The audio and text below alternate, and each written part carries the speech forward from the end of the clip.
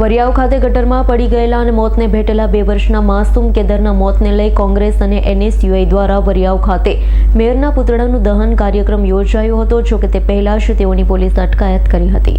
સુરતના વરિયાવી ખાતે ખુલ્લી ગટરમાં 2 વર્ષનો માસૂમ કેદાર પડી ગયો હતો, જેને 24 કલાક બાદ મૃતદેહ મળ્યો.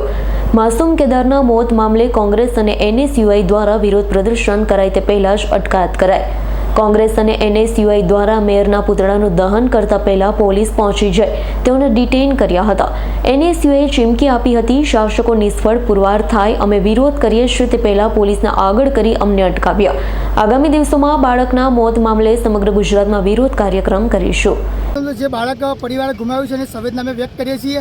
અને બીજી મૂર્ખામીની વાત કરીએ તો સુરત મેયર સુરતના જે પ્રથમ નાગરિક કહેવાય તે ક્રિકેટમાં મશગુલ હતા, બીજા જે ડેપ્યુટી મેયર છે તે લગ્ન પ્રસંગમાં મશગુલ હતા. એટલે અમે જનતાને કહેવા માંગીએ છીએ કે આવાને જાકર આપવો જરૂરી છે.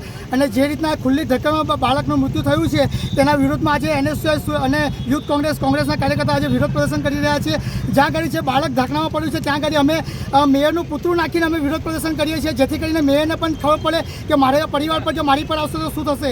પરંતુ તબેલામાંથી ઘોડા છૂટી ગયા અને પછી સત્તાધીશો નોટિસ પર નોટિસને કામ કરી રહ્યા હોય એવું લાગે છે કે માત્ર ખાલી દેખાવા પૂરતું છે. અને પોલીસને હાથો બનાવીને પોલીસને આજે અમારી આગળ કરી રહ્યા છે. એટલે ચોક્કસપણે દેખાય છે કે ખોટું કર્યું છે, ત્યારે જ એમને આ પગલું ભર્યું છે.